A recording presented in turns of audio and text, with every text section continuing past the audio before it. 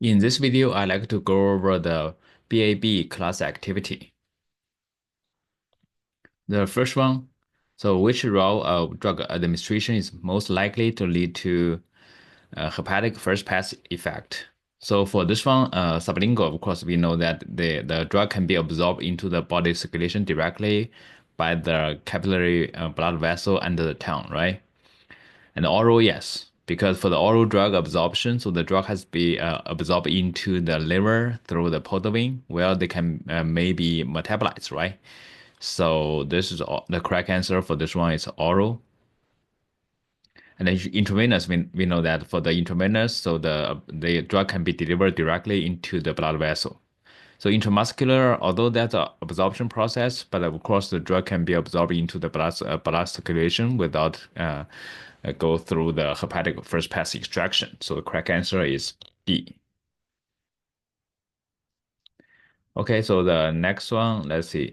So oral insulin is not applicable on what is the major reason? So for this one, the insulin is a peptide, or we can say a small protein drug, right?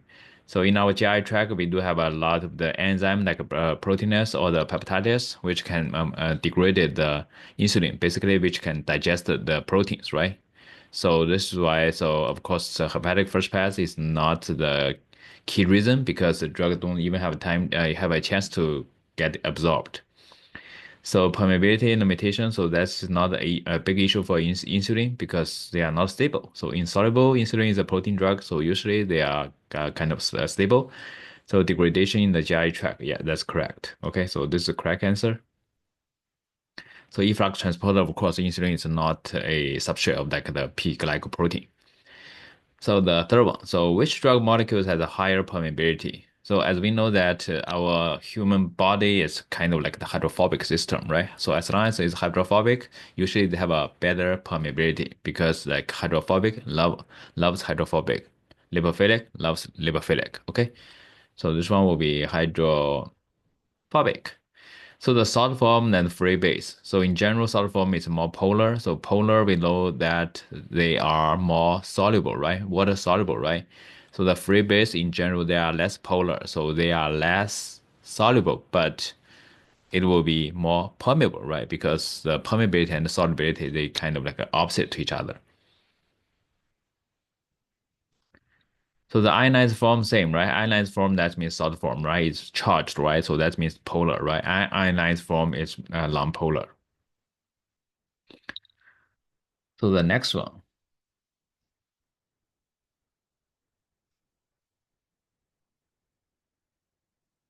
So the draw a line to connect the two items with positive correlation. So acid in the acidic pH, we know that acid is more permeable in acidic pH, right? So basically, we know this one should linked over here, right? Because more permeable, that means less water soluble, right? And of course, the ionized is less water soluble, right? So acids in acidic condition is more ionized, less water soluble, but more permeable, right? Acids in basic pH, so basically we know that's less permeable. Less permeable, that means more soluble, and of course over here, right? Then this one will be more ionized, right? And the bases in the acidic condition, same thing, right? So over here, but and also the basic in basic pH, we know that bases is more permeable in basic condition, right? So more permeable, less water soluble, and more ionized, right? So we can go like this way. Then the question number five. So which of the following statements are true? So the first one. So hydrophobic drug can cross membrane easily than liver insoluble drug. So hydrophobic, right? So this one hydrophobic. Okay. So then like the hydrophilic. So in this one, so we know that hydrophobic drug is more permeable, right? So then of course this one would be yes, right?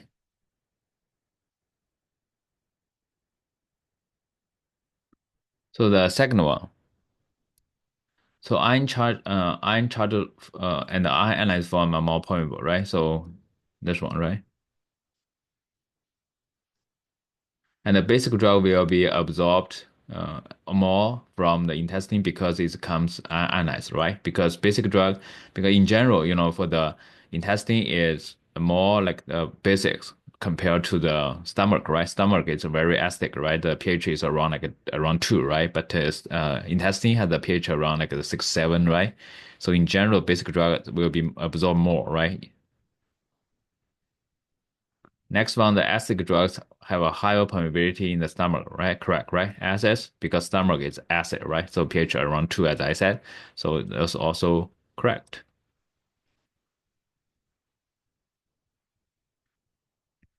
So the question number 6 is a calculation. So for this one, you can check the equation from the slides. So basically, we have two study, like the two session crossover. So the subject receive all those 100 and the AUC determined to be 100 nanogram an hour per ml, right? So after 7 days of washout period, so they receive a IV dose 10 milligram and AUC determined to be 15. So if you still remember, so basically the absolute bioavailability is the ratio of the corresponding AUC, right? But of course, we have to normalize to their corresponding dose, right? Because oral we give more dose, right? More dose size, right? It's 100 compared to IV, so we have to normalize to the dose. So what we can do over here? So let's go over here. Okay. So basically, the absolute bioavailability F absolute bioavailability, right? Equals okay. So the AUC oral, right? So it's 100 nanogram hour per ml, right? So in this one, we have to divide by the dose, right? The dose is 100 milligram, right?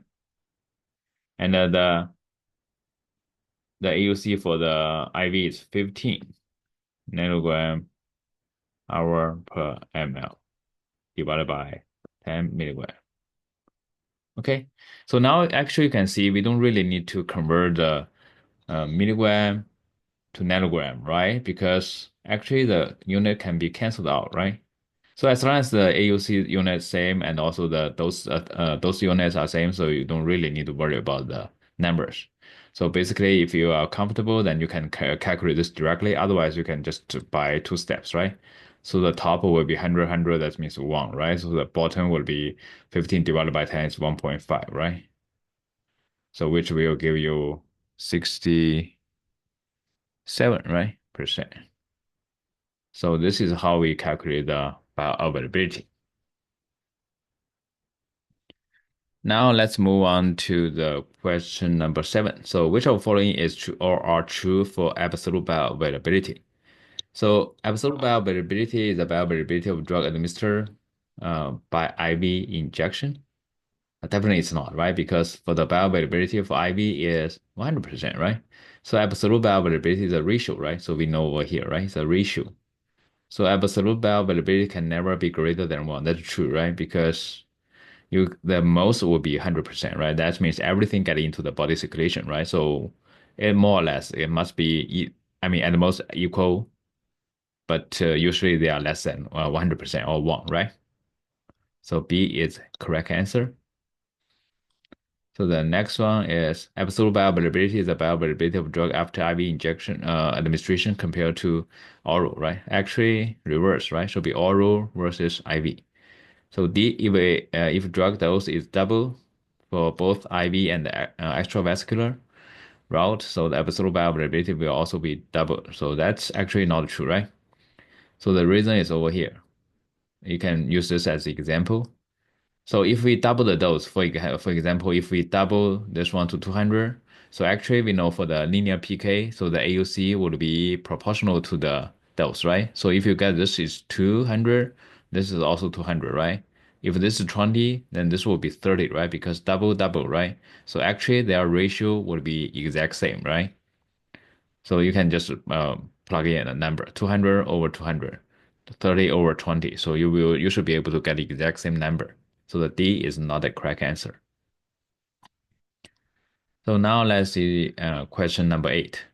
So equivalent dose calculation.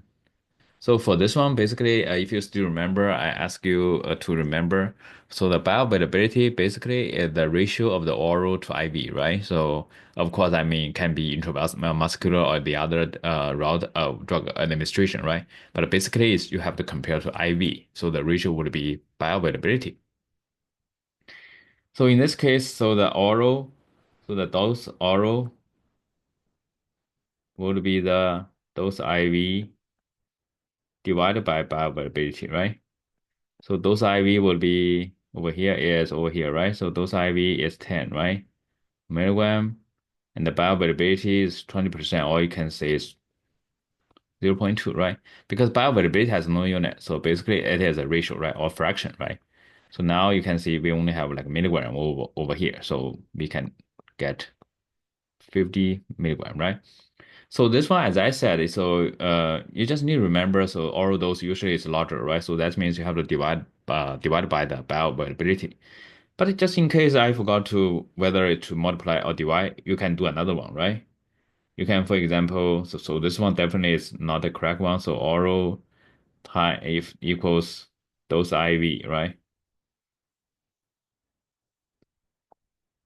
So equals dose IV times F. If you go like this, would be 10 milligram times 0.2, which give you 2 milligram, right? Then I said usually the oral is bigger than IV, right? So that means this one is not correct, right? So it must be the this one correct, right? So just remember the ratio is bioavailability. So if you forgot which one to go, either divide or multiply, just do both. And but of course you have to remember those usually it's a little bit larger, right? So now the next one. So among three parameters, so the Cmax, Tmax, and the AUC, so which can measure the extent. So as we know from the lecture slides, so Cmax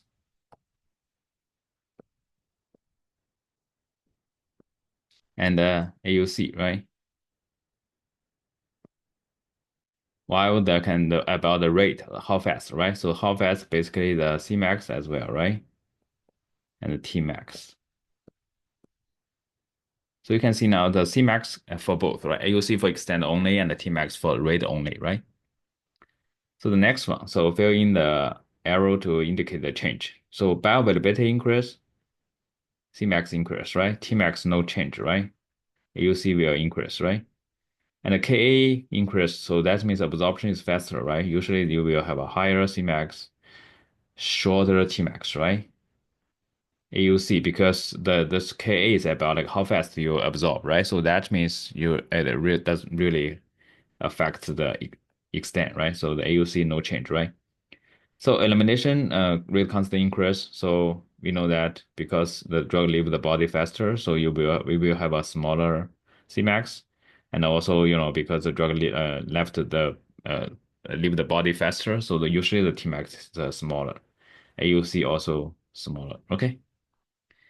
So the next one for like the rapid and complete absorption need to so rapid that means faster, right? So usually the Tmax will be smaller, right?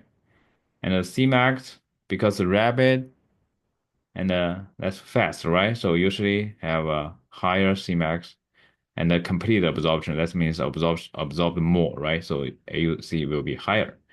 So the next one, the rapid and the incomplete absorption. So rapid, that means Tmax still will be small, right? But incomplete, that means really something is not there, right? So that means bioavailability is small.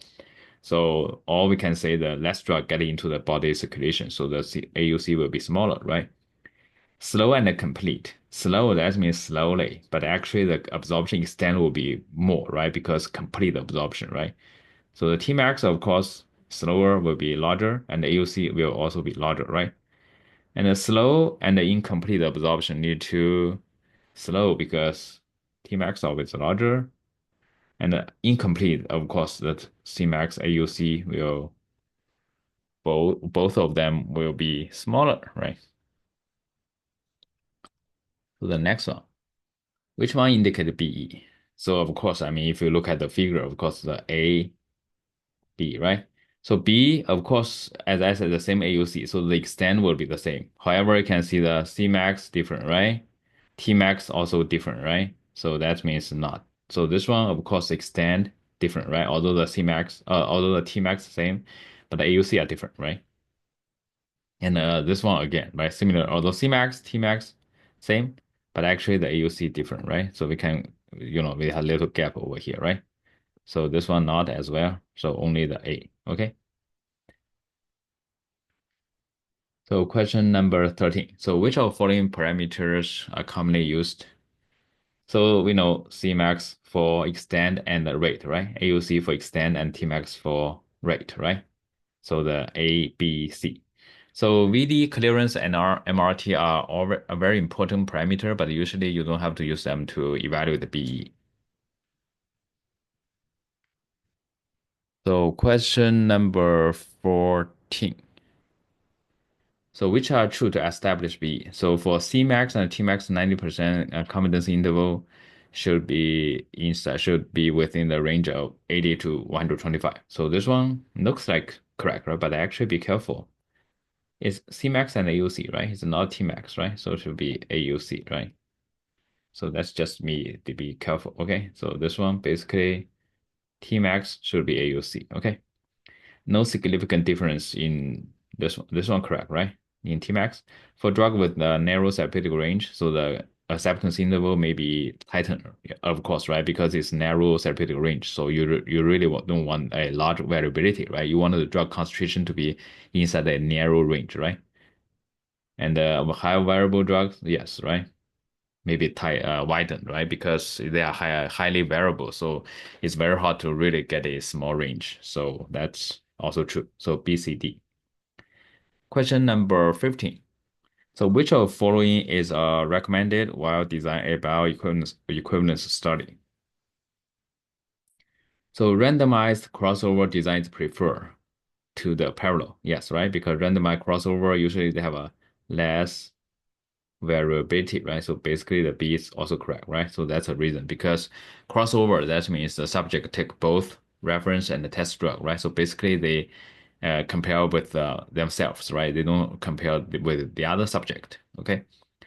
So the multiple dose should be always administered. So usually we do the B, we only do a single dose. So C is not correct. And the D, study should only be conducted under fasting condition. So this is not true because I mean sometimes if the food had the impact on the bioavailability, so you have to do both. So E is correct. So should be conducted under both, but it really depends. So some study you can do only under the fasting condition, but of course you cannot say should only. So it's you can, but it does not naturally that's sufficient. Okay. So F, both male and female subjects should be enrolled, right? So in general, yes, right? Unless the drug is only for like a male or female, right? So parallel study need more subject, right? Of course, yes, right? Because crossover, so basically one subject take both. But for parallel, so you only take one medicine, so that means you need at least double the sample size, right? So A, B, E, F, G. Okay.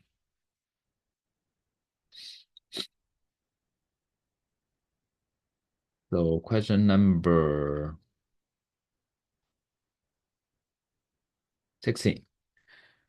So the 90% CI for the ratio of bioequivalence metrics, so AUC, Cmax, Tmax for a test formulation over here, and compared to a reference. So we have like the Cmax, so test reference and the AUC, test reference, Tmax over here, okay? So the ratio is like this. But as I said, for the confidence interval should be inside the 80 to 125, right? So for this one, Cmax a little bit off, right? But actually for the B, you have to be really careful because as long as it's off, you know, it cannot be wrong, right? So basically 79.5 is less than 80. So this is why this is not B because of this, right? So this one is fine, but not this. So and also Tmax it says has no significant difference. So that's good, right? So the only thing is because a very tiny little bit about the 90% confidence interval, but that's a reality. So as long as it's lower than 80, so then you have to redo it, or you can have to develop your formulation. So basically, the 90% confidence interval of Cmax is not inside the range of 80 to 125.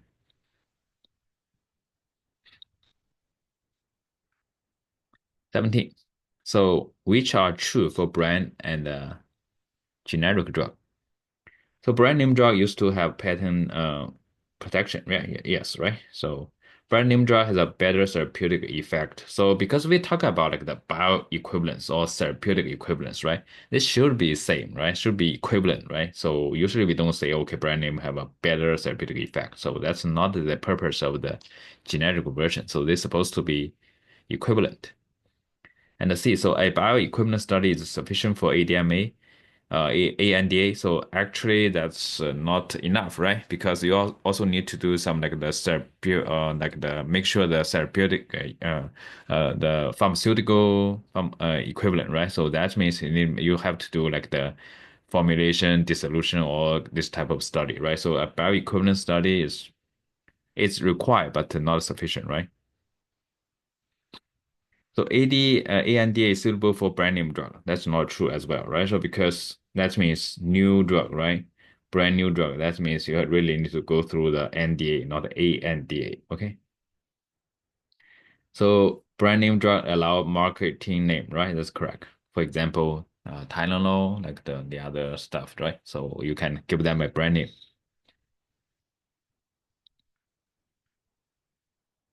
Okay, so next one. A drug was administered to healthy volunteer, like the solution and the tablet and compared to IV, right? So over here. So I only show you one example because, for example, over here for oral versus tablet. So I will show the oral solution and you can try the tablet. So they're technically they are same, just additional practice. Okay. So absolute bioavailability as we've just practiced. So basically the absolute bioavailability would be the AUC, right? Oral for solution. So the AUC would be 27.5. So as I said, so as long as AUC has the same unit, so we don't really need to incorporate unit. Also, of course, the dose has same unit because they can be canceled out, right? So 27.5 and the dose is 200, right? And the IV AUC is 150, right? And the dose, sorry, so AUC is 30.2 and the dose is 150, right? So 30.2 dose is 150. Okay. So then, I mean, you can calculate either separately or you can just usually, if you are familiar with this, so basically this one equals just crossover, right? So 200 times 30.2. So which allow you to get something like, so the answer for this one is 68, right? Okay. So this is how you calculate the absolute bioavailability. But of course, you can use the same formula to calculate the tablet, okay? So now to the second one. So estimate the relative bioavailability of oral to tablet. So this is a relative bioavailability. So for the relative bioavailability, just be careful, okay? So which one is on the top? Which one is on the bottom? So this one is solution to tablet. So that means the solution will be on the top, right? So solution then same thing. So 27.5, okay? 27.5 divided by 200. Tablet is over here, right? So tablet is 35.5 over 300, right?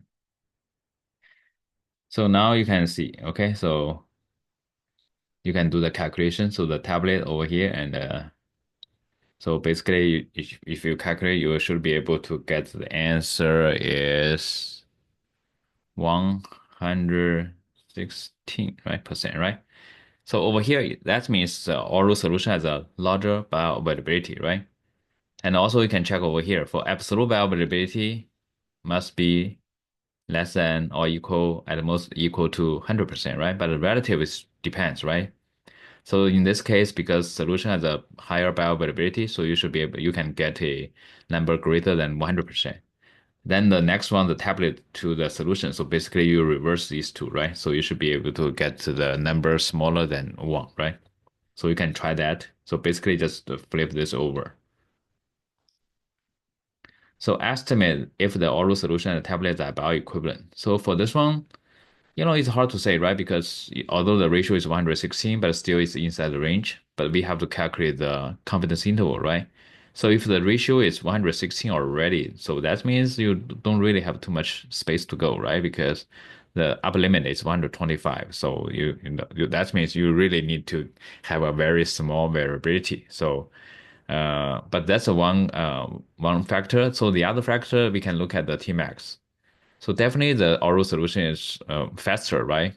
It's only 1 hour and the tablet is 2 hour. That's reasonable, right? Because tablet oral solution, because the drug you don't have to go through the disintegration, right? Because tablet you have to break it down first, right? But the solution is already in solution, so that definitely will give you a faster onset. So this is why I visually check, the solution has a smaller Tmax. So in general, I would like to say they are not bioequivalent, right?